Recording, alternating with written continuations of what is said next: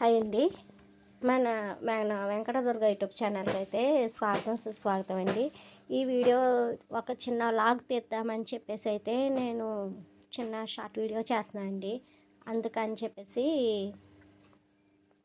ఇది మన రాజమండ్రి పరిసరాల ప్రాంతంలో 2 పులులు ఛత్తీస్గఢ్ అడవి నుంచి పారిపోయి వచ్చినాయి అంటండి. చాలా జాగ్రత్తగా ఉండాలి. పిల్లలేంటి పెద్దవాళ్ళేంటి ఎవరు కూడా వ్యాపారస్తులు కానీ స్కూల్కి పంపించి పేరెంట్స్ అయితే పిల్లల్ని కూడా స్కూల్కి పంపించొద్దండి. ఒక పుల్లులు దొరికిదా కానీ మ్యాక్సిమం ట్రై చేయండి.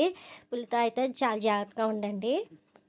ఏమండి 2 పుల్లులు అంట రాజమండ్రి అక్కడ తాడి తోట ఇంకా రాజమండ్రి పరిసరాల్లో తిరుగుతున్నాయంటండి. స్కూల్ వాళ్ళైతే ముందస్తుగా జాగ్రత్తలు అయితే చేపట్టారు. బోనుకి అయితే చిక్కట్లేదంటండి పులులు 2 కూడా.